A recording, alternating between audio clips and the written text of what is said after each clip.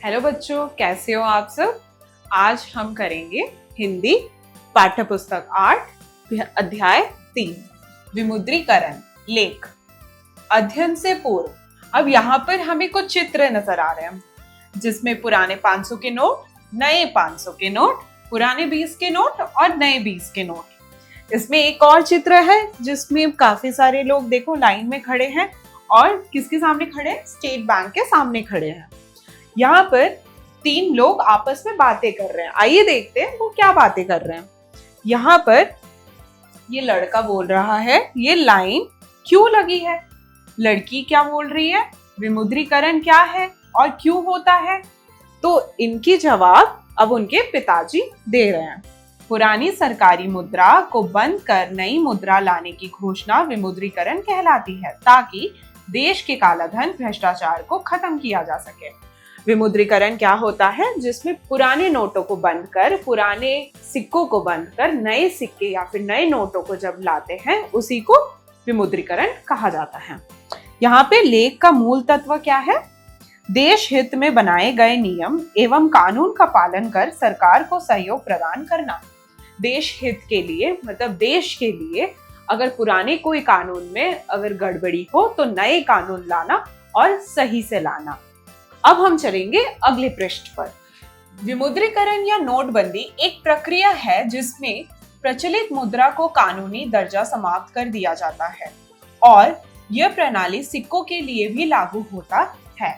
अब इसमें क्या होता है विमुद्रीकरण में कि पुराने जो सिक्के होते हैं, पुराने जो नोट होते हैं और उसको बदलकर नए नोट, नए सिक्के लाया जाता है। अब पुराने नोटों या सिक्कों बदले नए नोट या सिक्के बाजार में लाए जाते हैं। नोटबंदी के बाद पुराने नोटों की कोई कीमत नहीं रहती। पुराने नोट बदलवाने के लिए निर्धारित समय दिया जाता है और इसमें क्या होता है, आपको एक निर्धारित समय दिया जाता है जिसमें अब नए नोट जो मार्केट में आ चुका होता है, आप अपने पुराने नोट वहां पे जाके बदल सकते हो और नए नोट ले सकते हो। अब हम बदलने के लिए कहाँ जाएंगे? आइए देखते हैं। पुराने नोट बैंकों से बदलवाया जा सकता है। पुराने नोट हम कहाँ से बदल सकते हैं? बैंक से बदल सकते हैं। विमुद्रीकरण का उपयोग भ्रष्टाचार, कालाधन, नकली नोट, महंगाई एवं आतंकवादी गतिविधियां या नियंत्रण के लिए किया जाता है। विमुद्रीकरण का उपयोग भ्रष्टाचार, कालाधन, नकली नोट, महंगाई एवं आतंकवादी गतिविधियां पर नियंत्रण के लिए किया जाता है। तो विमुद्रीकरण को क्यों लाया गया? इसीलिए लाया गया ताकि भ्रष्टाचार हट सके, कालाधन हट सके और जो आतंकवादी गतिविधियां हैं उनको नियंत्रण में लाया जा सके। इसीलिए विमुद्रीकरण लाया गया। अब भ्रष्टाचारी लोग अपना कालाधन नकदी कैश के रूप में छुपा कर रखते हैं ताकि वो उस पर लगाने वाला कर बचा सके। भ्रष्टाचारी लोग क्या करते हैं? भ्रष्टाचारी लोग अपना कर को बचाने की कोशिश करते हैं, तभी वो अपने नोट क्या करते हैं? छुपा कर रखते हैं और इसीलिए इस कालाधन को हटाने के लिए विमुद्रीकरण को लाया जाता है। यही कालाधन आतंकवादी कारणों के लिए इस्तेमाल किया जाता है और ये कालाधन वो कहाँ इस्तेमाल करते हैं? आतंकवादी के लिए इस्तेमाल करते हैं। आजादी की लड़ाई के बाद संभवतः नोटबंदी ही ऐसा कदम है जिससे समूचा भारत व्यापक स्तर पर प्रभावित होता है। आजादी के बाद नोटबंदी एक ऐसा चीज है जहां पर पूरी की पूरी भारत एक साथ आ गई। ऐसा लगता है कि सबके जिंदगी में एक बड़ा बदलाव आया। अब क्या गरीब, क्या अमीर, क्या छोटा, क्या बड़ा, क्या बुजुर्ग, क्या महिलाएं, हर एक व्यक्ति नोटबंदी के फैसले से प्रभावित होता है। अब आप कहीं पे भी चले जाओ, किसी को भी देख लो, गरीब, अमीर, छोटा, बड़ा, महिलाएं, कोई भी, हर कोई नोटबंदी से प्रभावित है। जब 8 नवंबर 2016 को प्रधानमंत्री जी नरेंद्र मोदी ने नोटबंदी की घोषणा की तो सारे भारत में भूकंप सा आ गया। जब 8 नवंबर 2016 में जब प्रधानमंत्री जी ने जब नोटबंदी की घोषणा की तो ऐसा लग रहा था कि भारत में भूकंप आ गया। कुछ लोगों को लगा कि प्रधानमंत्री जी भारत एवं पाकिस्तान के कड़वे होते रिश्ते के बारे में बोलेंगे या शायद दोनों देशों के बीच युद्ध का ऐलान ही कर देंगे। ऐसा लग रहा था जब उन्होंने अनाउंसमेंट वो करने वाले थे, बताने वाले थे कि वो किसके बारे में बताने वाले हैं, उससे पहले सबको लग रहा था कि आतंकवादी के बारे में बात करने वाले हैं, शायद पाकिस्तान और भारत के रिश्ते के बारे में बात करने वाले, पर ऐसा नहीं हुआ। लेकिन घोषणा क्या हुआ, तो कुछ लोगों के लिए युद्ध के ऐलान से भी घातक सिद्ध हुआ। लेकिन जब ये घोषणा किया उन्होंने, तो ये घोषणा युद्ध से भी ज्यादा घातक सिद्ध हुआ। उनकी रातों की नींद उड़ गई।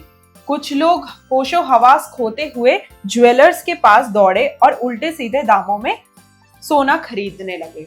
लोगों ने क्या किया, उल्टे सीधे दामों में अपना सोना खरीदने लगे। वो उनके पास जो भी पैसे बचे थे उससे वो सोना खरीदने लगे। अगले ही दिन एक बैंक एवं एटीएम के सामने लोगों की स्थायी पता बन गया। अब लोगों के पता बन गया था, लोग कहाँ जाने लग गए। लोगों का सबसे पहला काम, मूल्य काम ये था कि वो बैंक जाते थे नोट एक्सचेंज करने के लिए। लाइनें दिनों दिन भारत की बढ़ती हुई जनसंख्या दिखाने लगी और ऐसा लग रहा था कि पूरी भारत उठकर बैंक के सामने, एटीएम के सामने लाइन लगाकर खड़ी हो गई, जिससे हमें जनसंख्या की भी पता चल गई। सरकार भी कभी लोगों को राहत देने के लिए एवं कभी काला धन जमा करने वालों को के लिए नए नए नियम बनाती दिखी और सरकार भी नए नए नियम बनाते रहे। वो ये कोशिश करने लगे कि लोगों को भी राहत मिले, तो वो अपने तरफ से पूरी कोशिश कर रहे थे। कभी बैंक एवं कभी एटीएम से पैसे निकलवाने की सीमा घटना एवं बढ़ाना, तो कभी पुराने रुपयों को जमा करवाने के बारे में नियम को सख्ती कराने एवं ढील देना आदि। हमारी सरकार क्या करने लग गई, एटीएम से पैसे निकलवाने के लिए सीमा घटना, निर्धारित सीमा जो हमें सरकार ने दिया था वो उनको बढ़ाने लगी। या फिर कभी कभी क्या करने लगी, पुराने रुपयों को जमा कर इवन दो पुराने रुपयों को नए रुपयों में एक्सचेंज करने तक के लिए उन्होंने काफी ढील दे दी। विपक्षी दल पूरी एकजुटता से सरकार के निर्णय को असफल एवं देश के पीछे से जाने वाले सिद्ध करने में लग गए और विपक्ष क्या करने लग गए, विपक्ष साथ में आ गए और एकजुटता मतलब साथ में आकर वो सरकार के खिलाफ जाने लग गए। उनको लगा कि ये सरकार की सबसे बड़ी असफलता है कि लोगों को उन्होंने बैंक के सामने, एटीएम के सामने खड़ा कर दिया। उन्हें देखकर ऐसा लग रहा था मानो किसी ने उनकी दुखती रग पर हाथ रख दिया हो। अब थोड़ा सा तो विपक्ष तो थोड़ा घबरा ही गया था, क्योंकि विपक्ष सबसे ज्यादा काला धन किसके पास होता है, विपक्ष के पास। तो विपक्ष घबरा गया और उनको लगा कि ऐसा लग रहा था कि उनकी दुखती रग पर किसी ने हाथ रख दी। अब लगभग पूरा विपक्ष सरकार के इस अन्याय के खिलाफ खड़ा हो गया और ऐसा लग रहा था पूरा विपक्ष साथ में इकट्ठे होकर सरकार के खिलाफ खड़ा हो गया। मोर्चा, प्रदर्शन, रोष प्रकट किए गए, फिर भी अनेकता में एकता का भाव सार्थक सिद्ध हुआ। बहुत ज्यादा गुस्सा, लोगों का बहुत ज्यादा दुख, ये सब साथ में होते हुए भी फिर भी सरकार ने इस नियम को चलने दिया और जो कि सफल भी हुआ। दूसरी तरफ सरकार अपने इस निर्णय को सही साबित करने में लगी रही। कभी प्रधानमंत्री जी एवं कभी उनकी टीम लोगों को इस नोटबंदी के फायदे गिनाने में लगे रहे, तो कभी 50 दिन का समय मांगते नजर आए। दूसरी तरफ सरकार क्या करने लग गई, अपने निर्णय को साबित करने लग गए। कभी प्रधानमंत्री जी एवं उसकी टीम लोगों को नोटबंदी के फायदे भी बताने लग गए और तो कभी 50 दिन का समय मांगते नजर आए। वो ये बताने लग गए कि आप हमें 50 दिन का समय दो, हम साबित करेंगे कि ये नोटबंदी सही है। लोगों के अंदर भी बहुत भाईचारा देखने को मिला। अमीर दोस्तों को उनके गरीब नकारा दोस्त याद आए। अमीर रिश्तेदारों को अपने गरीब रिश्तेदारों का महत्व का एहसास होने लगा। अमीर बेटों को गरीब माँ का बैंक खाता जो कि पिता की मौत के बाद मर चुका था, अचानक जिंदा हो गया। ऐसा लगा मानो पूरी मानवता जिंदा हो गई। ऐसा लग रहा था कि जो गरीब है, जो अमीर है, इन दोनों के बीच में भाईचारा हो गया। अमीर गरीब को याद करने लगा। अब चाहे वो रिश्तेदारी में हो, चाहे वो दोस्ती यारी में हो, वो सब आपस में एक दूसरे को याद करने लग गए और अमीर गरीबों को और ज्यादा सहायता भी करने लग गया। इवन बूढ़े माँ बाप, किसी के पिता की अगर मौत हो गई, माँ की अगर मौत हो गई, बहुत सालों से उनके बेटे ने या फिर उनकी बेटी ने अगर उनको नहीं सहाराया, देखा नहीं, तो वो भी देखने लग गए उनको। मीडिया वालों का भी बहुत शानदार रोल रहा। इस बीच में मीडिया वालों का भी बहुत शानदार रोल रहा। क्या किया उन्होंने? कुछ नोटबंदी पर सरकार के फैसले के पक्ष में खड़े दिखाई दिए एवं कुछ विपक्ष में। ऐसा लग रहा था कि कुछ मीडिया वाले सरकार के पक्ष में थे, कुछ मीडिया वाले सरकार के विपक्ष में, मतलब ऑपोजिट। कुछ न्यूज चैनल्स लोग लाइनों में मजे लेते दिखाई दिए, दूसरी तरफ कुछ को मरते। कुछ चैनल्स के अनुसार लगभग 100 लोगों ने लाइनों में खड़े होकर अपनी जान गंवाई, और कुछ मीडिया वालों ने ये कहा कि लोग लाइनों में खड़े हैं, ये चीज अच्छा हुआ। लेकिन कुछ मीडिया वालों ने ये भी कहा कि लोग खड़े रहते रहते मर गए। लेकिन प्रश्न ये है कि ये लोग कुछ वर्षों पहले सिलेंडर की सुबह 4 बजे से ही लगाने वाले लाइनों में कैसे बचे, या फिर फिल्म या मैच की टिकट के लिए खड़े रहना पड़ता है, तब क्या पहाड़ क्यों नहीं टूटता? अब लोगों के दिमाग में ये भी आने लगा कि न्यूज चैनल वालों ने, मीडिया वालों ने ये दिमाग में डालने लग गए कि अरे पहले तो जब वो लाइनों में लगते थे, चाहे वो फिल्मों के टिकट हो, चाहे वो क्रिकेट के टिकट हो, या चाहे किसी फुटबॉल का टिकट हो, उसको लेने के लिए लोग लाइन में खड़े रहते थे।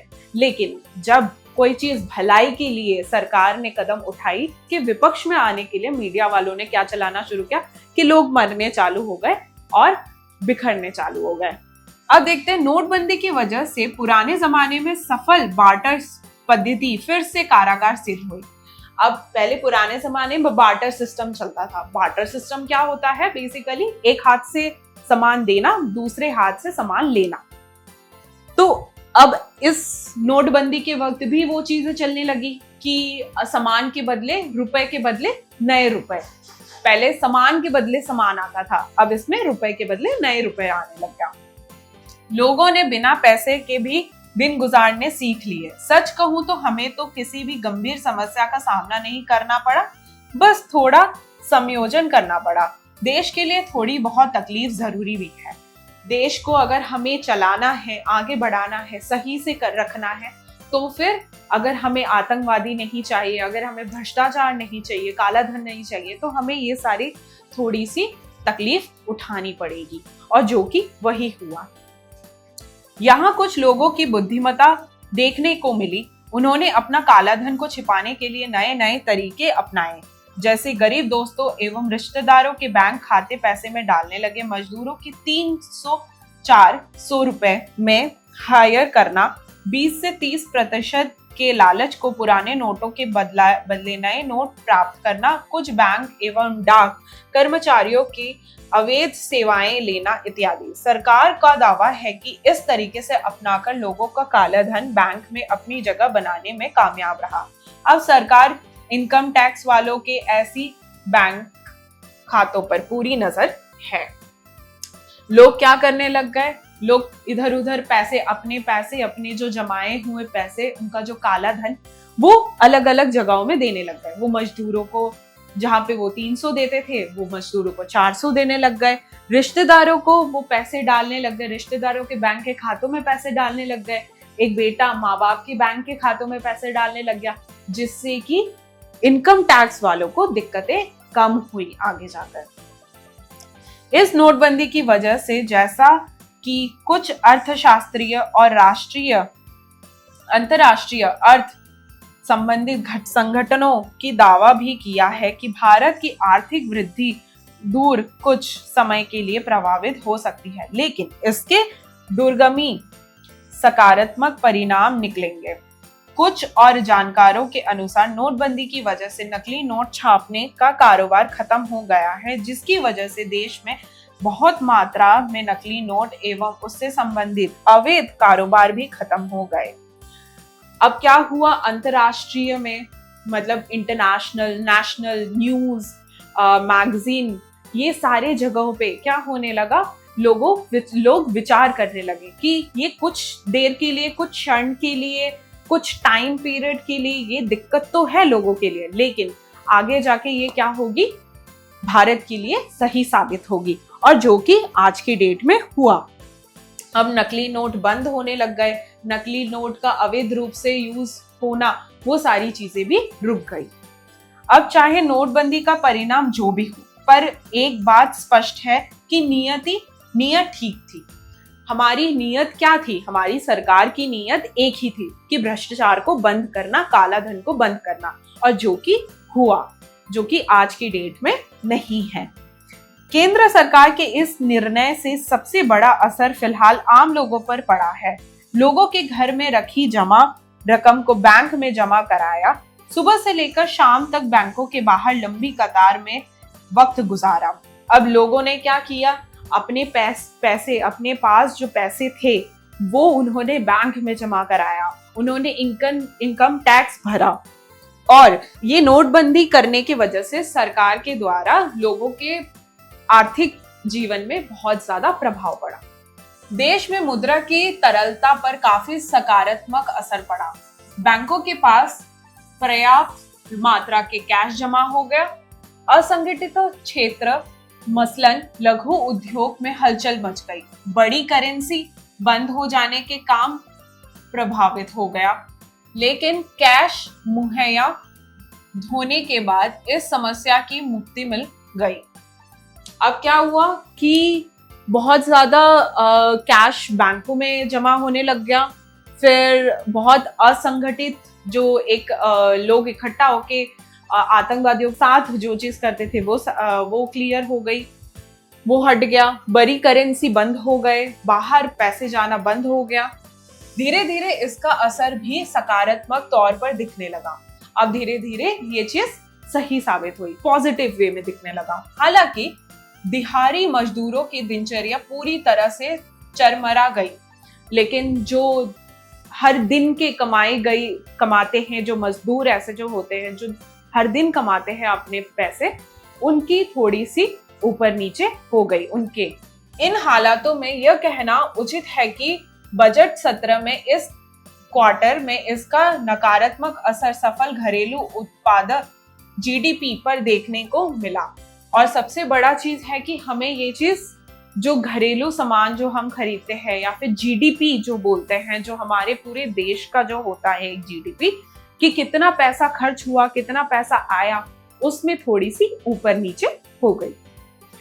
मगर इस क्वार्टर के बाद लघु उद्योग में आने वाली तेजी से जीडीपी में उछाल मिला, जिससे हालातों में दिखने वाली नकारात्मक लोग भूल गए।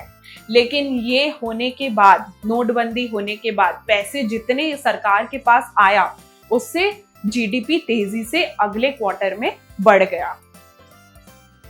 भारत सरकार ने भ्रष्टाचार एवं अवैध रूप से नकदी रखने वाले में को काबू करने के लिए 500 और 1000 के पुराने नोटों को रद्द करने का फैसला किया। लेकिन इस फैसले में ज्यादातर कम आय वाले लोग, व्यापारी और बचत करने वाले साधारण लोग, जो नकदी अर्थव्यवस्था पर निर्भर है, जो बुरी तरह से प्रभावित हुए। लेकिन नोटबंदी के वजह से जो 500 और 1000 में जो फर्क किया गया, जो बदलाव लाए गए, उससे ज्यादातर कम आय वाले लोग मतलब जो कम कमाते हैं, जो मजदूर लोग होते हैं, जो व्यापारी होते हैं, छोटे व्यापारी होते हैं, उन पर ज्यादा प्रभाव पड़ा। सरकार के इस फैसले से बैंक के बाहर भगदड़ की स्थिति हो गई थी, और सरकार के इस फैसले की वजह से इन लोगों का सबसे ज्यादा भगदड़ की स्थिति हो गई थी। बैंकों और एटीएम के बाहर घबराए हुए लोग की भीड़ जुट रही थी। लोग या तो रद्द होने वाले नोटों को बदलवाने के लिए पहुंच रहे थे, या फिर अपनी जिंदगी चलाने के लिए पैसे निकालने के लिए आ रहे थे। लोग क्या कर रहे थे, जो अपने पास जो पुराने नोट है उसको बदलवाने के लिए बैंक पहुंच रहे थे, या फिर नए नोट लेने के लिए लोग बैंक पहुंच रहे थे। सारा देश इस बात से परेशान था कि अब रोजमर्रा की जरूरतों का सामान कैसे खरीदा जा सके।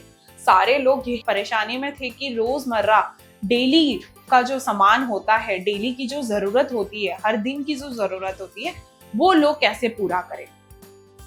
हालांकि बीच बीच में काला धन और भ्रष्टाचार के खिलाफ उठाए गए इस कदम की तारीफ की स्वर भी सुनाई देते रहे। सरकार ने ये जो सख्त कदम उठाया भ्रष्टाचार को रोकने के लिए, काला धन को रोकने के लिए, उसके लिए ये जरूरी भी था और जिसकी वजह से लोग काफी सराहना भी कर रहे थे। नोटबंदी की खबर आते ही जिनके पास नोट थे उन्होंने किसी न किसी तरह इन्हें भुनाने की कोशिश करने के साथ साथ शॉपिंग शुरू कर दी, जो दुकानदारों के लिए बहुत फायदे का सौदा रहा। नोटबंदी की खबर आते ही किसी न किसी तरह लोगों ने क्या किया, शॉपिंग करना शुरू कर दिया। जिनके पास पैसे थे वो शॉपिंग में चले गए, वो सोना ज्वेलरी खरीदने लग गए, वो कपड़े खरीदने लग गए, वो कुछ और चीजों में पैसे जमा करने लग गए। तो इस तरीके से भी बहुत फायदे का भी सौदा रहा। एक दुकानदार ने अनुसार अपने मात्र 2 घंटे में उतना सामान बेच दिया जितना उसने पूरी दिवाली के सीजन में नहीं बेचा था। कई होटल वालों ने 500 और 1000 के रुपए में जितना चाहो खाओ और पियो जैसे स्कीम चलाने लगे। और क्या किया, बहुत सारे होटल, रेस्टोरेंट, ये सारे जितना चाहो 500 और 1000 तक के रुपए में जितना चाहो अनलिमिटेड खाना, ये भी स्कीम चालू कर दिया। और दुकानदारों ने तो दिवाली पे जितना अपना मुनाफा नहीं कमाते हैं, जितना वो कमाते नहीं है, उन्होंने वो 2-4 दिनों में वो कमा लिया। लागू करके ग्राहकों को खुश करने लगे और साथ ही अपनी तिजोरियों भी भरी। लोग क्या करने लगे, इन तरीके से दुकानदार और होटल और जो इंडस्ट्रीज जो होते हैं, होटल इंडस्ट्रीज या फिर ये सारे जो होते रेस्टोरेंट, ये लोग अपनी तिजोरियां भरने लग गए। शमशान घाट पर कुछ राजनीतिज्ञ द्वारा नोटों पर भरे डिब्बे फेंकने की अफवाह फैलते हुए बड़ी संख्या के लोग वहां पे डिब्बे उठाकर ले गए, लेकिन खोलने पर उन्हें कटे फटे कपड़े देखकर उनकी उम्मीदों पर पानी फिर गया।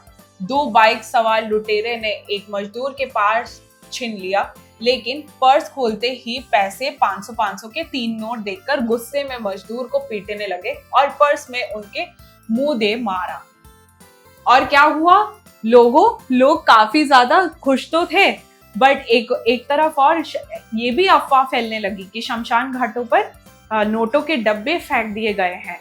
और लोगों को लगा, जो गरीब थे उनको लगा कि शायद यही तरीका है पैसे कमाने का, तो वो पहुंचे शमशान घाटों पे और वो डब्बे उठा कर ले आए। और डब्बों में जब खोल के उन्होंने देखा कटे फटे पुराने कपड़े, और तब उन्होंने बहुत गुस्सा किया। इवन जो चोर चकारी जो करते हैं वो लोग एक गरीब मजदूर का पर्स छीन कर भाग गए, और फिर पर्स को जब खोला तो उन्होंने 500-500 के 3 नोट देखते हुए भी वो पर्स उस मजदूर के मुंह पे फेंक मारा कि अब इसका क्या काम, क्योंकि नोट तो बंद हो चुकी है। एक कूड़ा बिनने वाली महिला को एक गली में फेंके हुए बैग में 1000 रुपए के 52 नोट लावारिस पड़े मिले। गंगा नदी की बड़ी संख्या में 500 एवं 1000 रुपए के नोट बहते देखे गए, जिन्हें लूटने के लिए लोग नदी के कूड़ पड़े। लोग क्या किए, इवन दो एक कूड़ा उठाने वाली जो महिला होती है, उन्होंने देखा कि कूड़ेदान के सामने एक पर्स गिरा हुआ मिला एंड वहां पे 52,000 रुपए के नोट थे। उन्होंने वो भी छोड़ दिया। क्यों? क्योंकि उस 1000 रुपए का तो कोई काम ही नहीं था। नोटबंदी होने की वजह से वो 1000 रुपए अब कोई मूल्य नहीं था। और लोगों ने इवन दो 500 और 1000 रुपए इतने सारे उन्होंने गंगा नदी में बहा दिया। जिनके पास थे उन्होंने बहा दिया, और जिनके पास नहीं थे वो कूद गए कि वो 500,000 नोट उनसे ले सके। ऐसे निराशजनक माहौल में यदि कहीं हमदर्दी की भावना देखने को मिला तो वो दिल्ली के शमशान घरों में। लेकिन इस बीच में कहीं पे मजाक चल रहा था तो कहीं पे कुछ। लेकिन इसी बीच में अगर दिल्ली में शमशान घरों में अगर भावनाएं देखी जाए तो वहां पे देखने को मिली। कैसे भावनाएं? अब इनकी कर्मचारी के पुराने नोट की स्वीकार करने के अलावा जिन लोगों के पास अंतिम संस्कार की रस्में निभाने एवं सामान आदि खरीदने के लिए खुले पैसे नहीं थे, उन्हें बिना पैसे लिए कहते हुए अंतिम संस्कार करने दिया कि वो पैसे बाद में दे जाए। अब लोगों ने क्या किया, जो काम करते हैं शमशान घरों में, उन्होंने जिनके पास पैसे नहीं थे, लोग मर गए, अब वो जब शमशान घाटों में गए, शमशान घरों में गए, तो वहां पे उन्होंने काम करने के लिए, क्रियाक्रम या फिर जो भी नियम करने के लिए उनके पास पैसे नहीं थे। तो इन्होंने क्या किया, शमशान घरों के लोगों ने क्या किया, उस पैसों को उनके बदले उन्होंने कहा कि ठीक है, हम अभी आपके काम कर देंगे, आप बाद में पैसे दे देना करके। उन्होंने पैसों की लालच नहीं करी उस वक्त भी। इस अकारात्मक अभियान के उद्देश्य काला धन रखने वालों को सबक सिखाना और नशे के कारोबार, तस्करी, आतंकवाद और उग्रवाद के गतिविधियां के लिए अवैध लेन देन इत्यादि को समाप्त करना था। जाहिर है 125 करोड़ आबादी इसी काला धन को नष्ट किए जाने के लिए इतना कष्ट उठा रही थी और प्रधानमंत्री जी की तारीफ भी कर रही थी। देश के उज्जवल भविष्य के लिए प्रधानमंत्री जी का ये कदम निश्चित रूप से एक सराहनीय है। अब यहाँ पे जितना हमने सारी चीजें देखा कि उस दौरान क्या हुआ क्या नहीं हुआ, लेकिन हमने ये भी देखा कि इसको रोकने के लिए, काला धन को रोकने के लिए हमारे प्रधानमंत्री जी ने बहुत सारे सख्त कदम उठाए, बहुत सारे नियम बनाए, जिस वजह से लोगों को काफी दिक्कतें हुई। कुछ लोगों को फायदा भी हुआ, कुछ लोगों को दिक्कतें भी हुई, लेकिन अंत में जाके हमें ये देखने को मिला कि लोगों ने इस चीज को काफी ज्यादा सहराया और निश्चित रूप से ये सराहनीय वाला भी काम है प्रधानमंत्री जी का। अब आती है शब्दार्थ। व्यापक, विस्तृत या बहुत बड़ा। व्यापक का मतलब होता है या तो बहुत बड़ा, विशाल, एकजुटता, एक साथ, कारागार, कारगर, लाभदायक, दूरगामी, दीर्घकालीन, अवैध, जिसका कोई मालिक ना हो, आक्रामक, हमलावर, विपक्षी, विरोधी पक्ष, सार्थक, सफल, इनकम टैक्स, आयकर। मसलन उदाहरण के लिए सकल, समस्त, स्कूल। अब उच्चारण करें। बुद्धिमता, अंतरराष्ट्रीय, सकारात्मक, पद्धति, अर्थशास्त्रीय। ठीक है बच्चों, अब चलते हैं अगले पेज की ओर। तो आइए बच्चों, अब करते हैं अभ्यास कार्य। जरा बताइए। और स्पीकिंग स्किल मतलब हमें क्या करना है बच्चों, हमें बोलकर बताना है ये जवाब। प्रश्न 1, दिए गए प्रश्नों के उत्तर बताइए।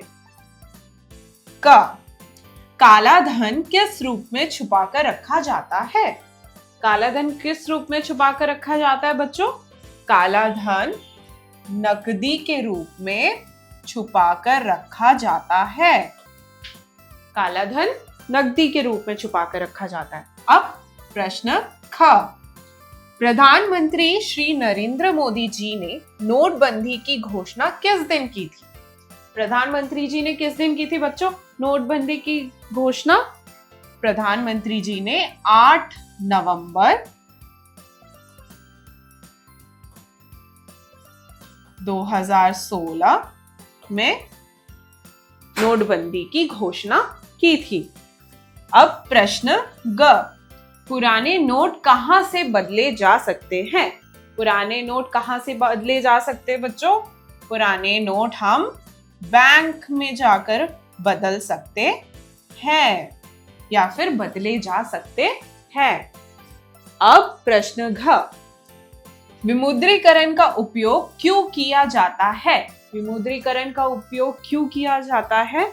विमुद्रीकरण का उपयोग भ्रष्टाचार,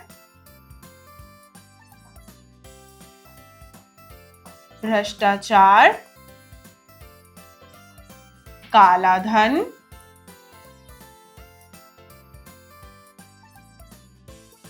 और आतंकी गतिविधियों को रोकने के लिए किया जाता है। अब जरा लिखिए या फिर राइटिंग स्किल्स मतलब हमें लिखकर जवाब देना है। प्रश्न 2, दिए गए प्रश्नों के उत्तर लिखिए। प्रश्न क, विमुद्रीकरण करने का क्या उद्देश्य था? क्या उद्देश्य था हमारे सरकार का विमुद्रीकरण करने का? विमुद्रीकरण का उद्देश्य था काला धन को दूर हटाना, भ्रष्टाचार को रोकना,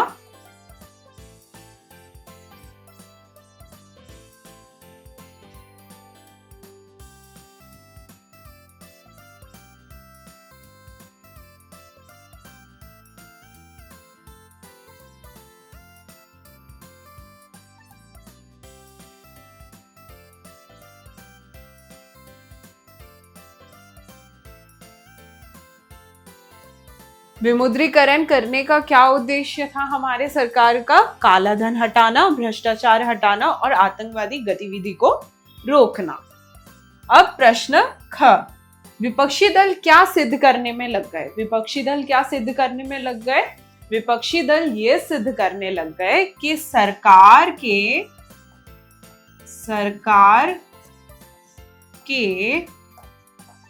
निर्णय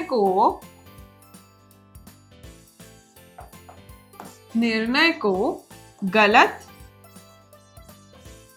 सिद्ध करने लग गए।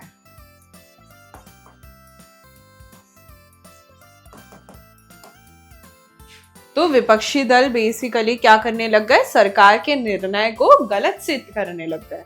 अब हम चलते हैं प्रश्न ग, विमुद्रीकरण के द्वारा लोगों में मानवता का एहसास कैसे जाग गया?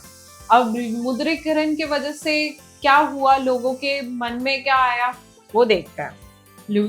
विमुद्रीकरण की वजह से मानवता के मन में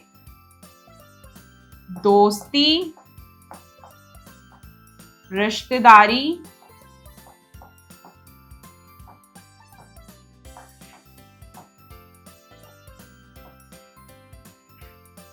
मदद की भावनाएं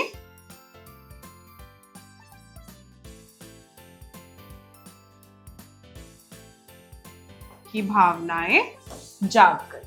घ, नोटबंदी की वजह से पुराने जमाने की कौन सी पद्धति कारगर सिद्ध हुई? पुराने जमाने में क्या करते थे लोग बार्टर सिस्टम करते थे। तो नोटबंदी की वजह से पुराने जमाने में बार्टर पद्धति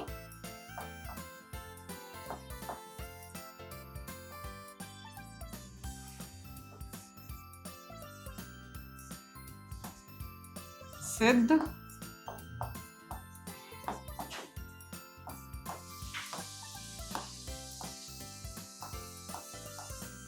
हुई। प्रश्न 3, उचित विकल्प पर सही का चिन्ह लगाइए। क, नोटबंदी ने किसको प्रभावित किया? नोटबंदी ने अमीर को प्रभावित किया, गरीब को प्रभावित किया, विपक्षी दल को प्रभावित किया या सभी को प्रभावित किया? अब बताइए, नोटबंदी ने किसको प्रभावित किया?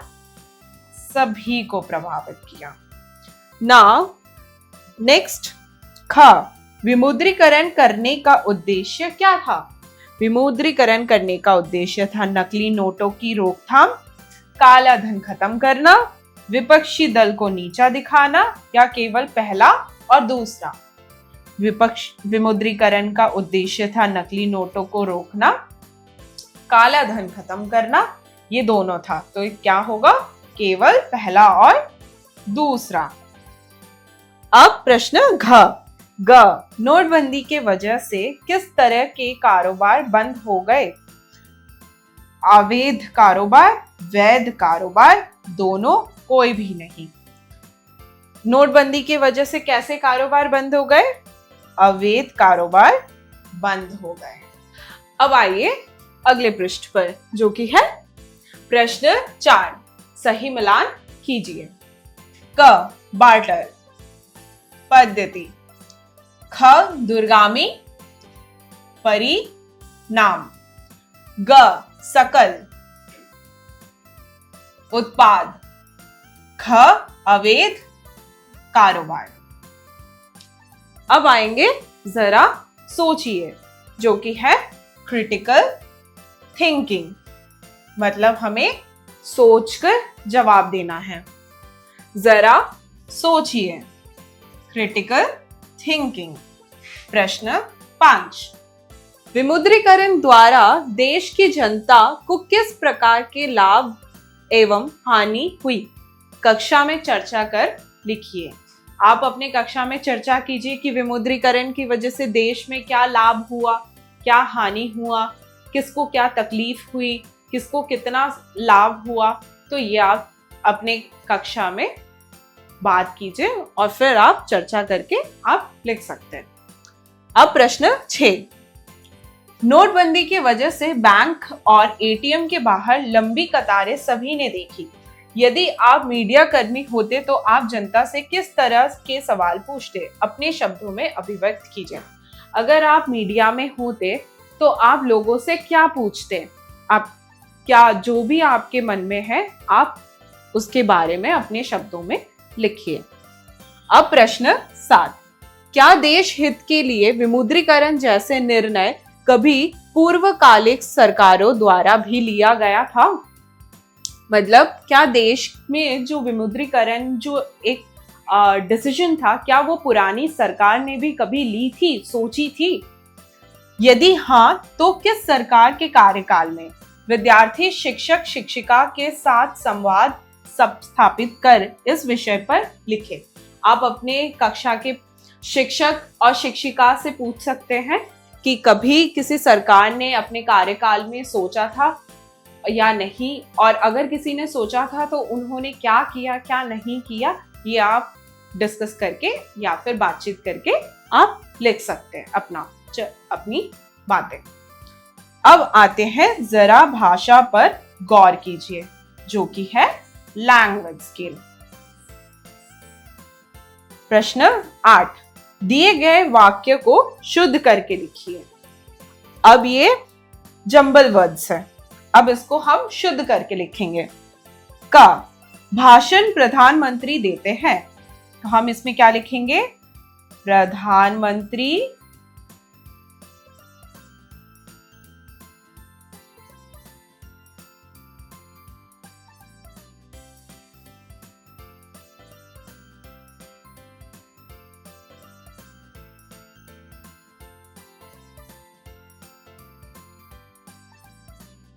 प्रधानमंत्री देते हैं, प्रधानमंत्री भाषण देते हैं। अब ख, उसने पानी में सारी उम्मीद फेर दी। उसने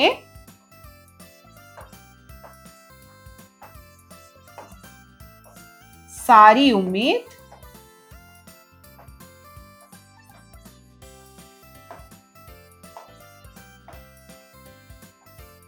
में पानी फेर दी।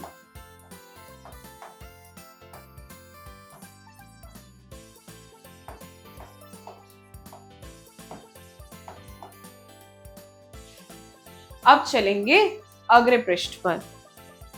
ग, सब लोग ने दिखाई मानवता।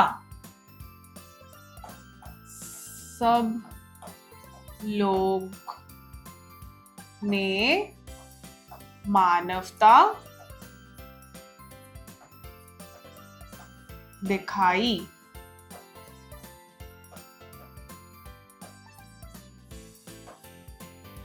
अब घ, भगदड़ की स्थिति बैंकों के बाहर हो गई थी। बैंकों के बाहर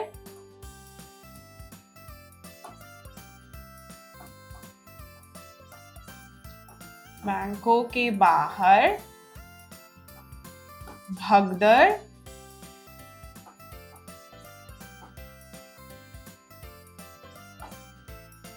की स्थिति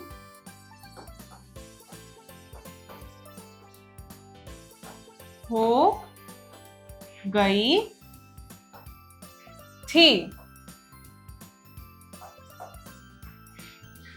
भगदड़ की स्थिति बैंकों के बाहर हो गई थी, इसमें क्या हो जाएगा? बैंकों के बाहर भगदड़ की स्थिति हो गई थी। अब आएंगे प्रश्न 9, दिए गए शब्दों के वाक्य प्रयोग कीजिए। अब पहला शब्द का वाक्य प्रयोग कीजिए। क का भ्रष्टाचार। भ्रष्टाचार का हम क्या वाक्य? क, भ्रष्टाचार। भ्रष्टाचार में हम क्या बना सकते हैं बच्चों? हम बना सकते हैं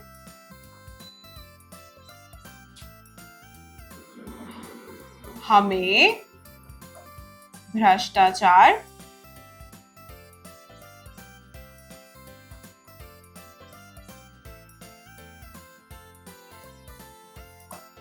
नहीं करना चाहिए। अनेकता। अनेकता का हम क्या बनाएंगे? ख अनेकता, अनेकता में भारत में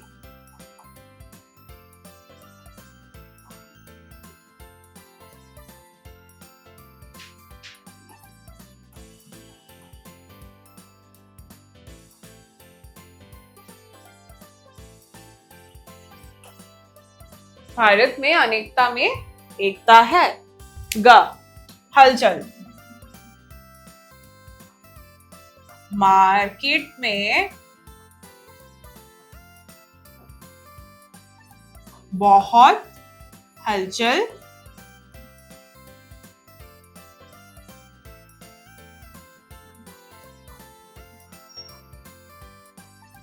है। घ मुहैया, गांव में सरकार सरकारी सुविधा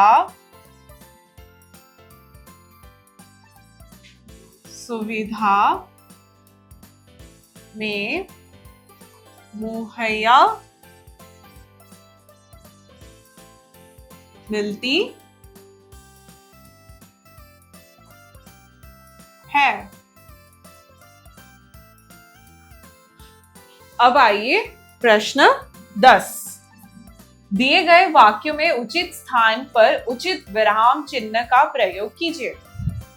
क अमीर कौमा गरीब कौमा बूढ़ा कौमा जवान कौमा महिलाएं सभी ने नोटबंदी की तारीफ की, पूर्ण विराम।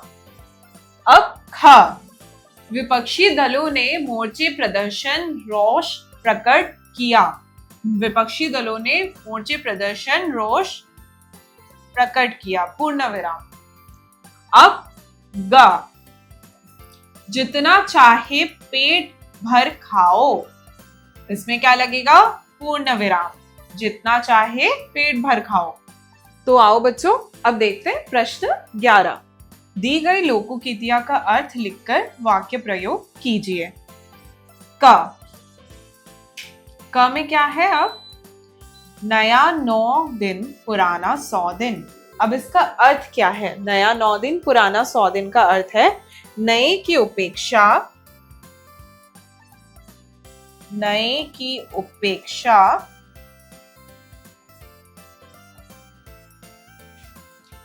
पुराना स्थिर होना।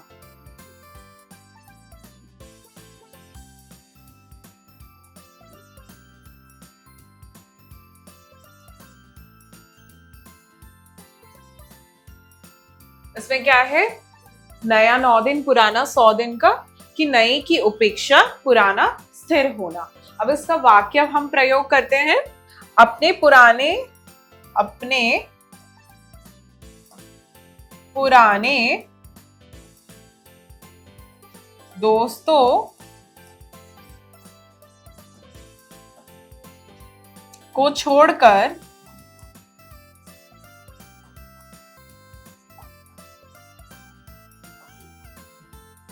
नए दोस्त के पीछे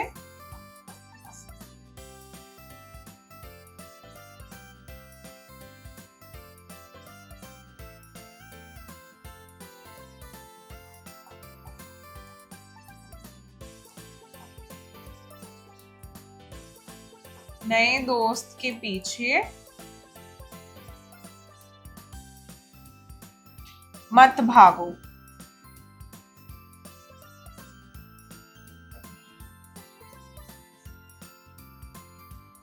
ठीक है, यहाँ पे है अपने पुराने दोस्तों को छोड़कर नए दोस्त के पीछे मत भागो। अब हम इसमें ख देखते हैं। 9 नकद न 13 उधार। इसका हम अभी अर्थ लिखते हैं। उधार की अपेक्षा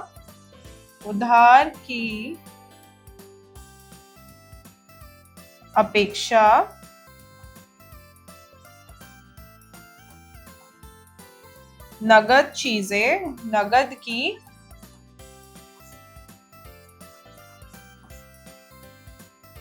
चीजें अच्छी होती है।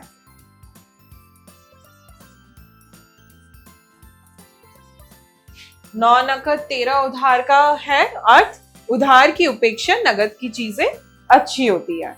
अब इसका अर्थ देख लेते हैं। जो व्यापारी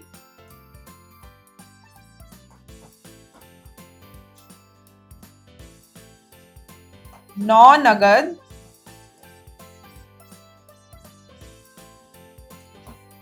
न 13 उधार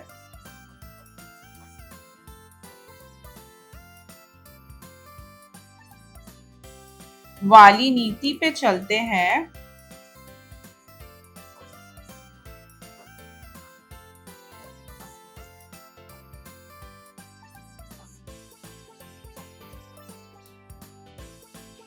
वे कभी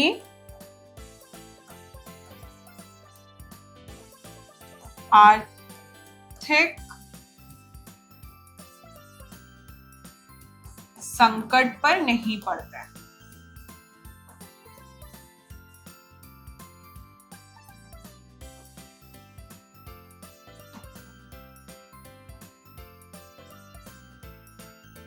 इसका अर्थ है 9 नकद 13 उधार का। जो व्यापारी 9 नकद न 13 उधार वाली नीति पर चलते हैं वो आर्थिक संकट पर कभी नहीं पड़ते। अब आते हैं ग, जिसकी लाठी उसकी भैंस। अब इसका अर्थ है ताकतवर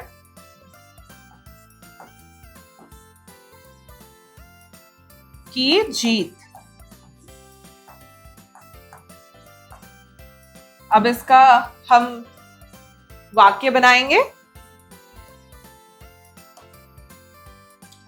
आजकल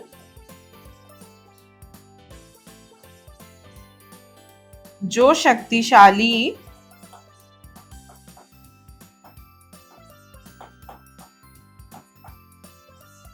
होता है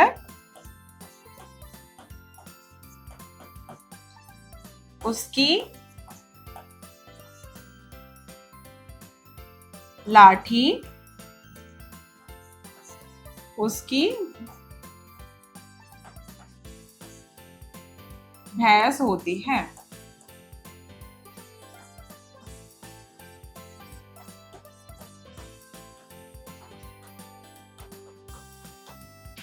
अब इसका अर्थ देखेंगे।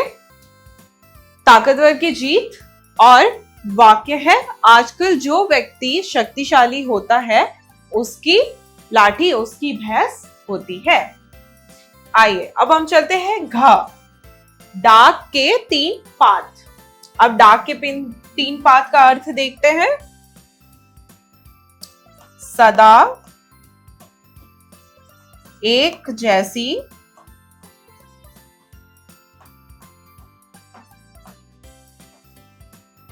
स्थिति में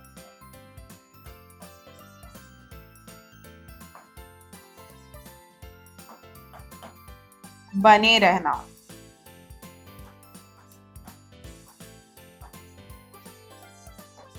डाक के 3 पार्ट की अर्थ है सदा एक जैसी स्थिति में बने रहना।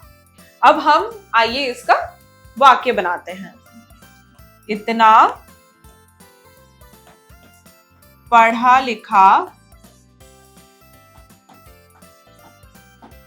होने के बाद भी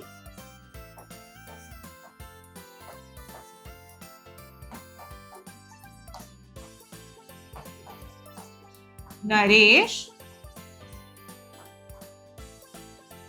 डाक के 3 पात निकला।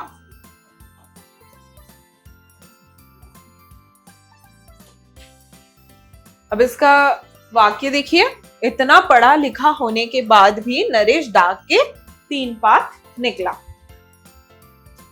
अब है जरा रचनात्मक कार्य कीजिए, जो कि है क्रिएटिव स्किल। प्रश्न 12, विमुद्रीकरण के निर्णय से देश कैसे प्रभावित हुआ? तो आपको क्या लगता है बच्चों कि विमुद्रीकरण से देश का क्या प्रभाव पड़ा, देश में क्या हुआ क्या नहीं हुआ? ये आप अपने शब्दों में अपने कॉपी में लिखिए। प्रश्न 13, भ्रष्टाचार और काले धन पर नियंत्रण हेतु आपका क्या सुझाव देना चाहेंगे, बताइए। तो प्रश्न ये है प्रश्न कि भ्रष्टाचार और काले धन पर आपका क्या सुझाव है बच्चों, ये आप अपने कॉपी पर लिखिए। जीवन कौशल एवं मूल्यपरक प्रश्न, जिसको कहते हैं life skill and value based question. प्रश्न 14, देश हित स्वयं हित से बड़ा होता है। आप देश हित के संबंध में किस स्वयं हित का त्याग करना चाहेंगे? आपको क्या लगता है देश हित अपने स्वयं हित से बड़ा होता है? तो आपको क्या लगता है बच्चों कि देश हित को आप कैसे संबंध करोगे अपने स्वयं हित से? यह भी आप अपने कॉपी में लिखिएगा। तो इसी के साथ हम ये चैप्टर को करते हैं समाप्त। तो मिलते हैं आपसे दूसरे चैप्टर में, तब तक के लिए बाय।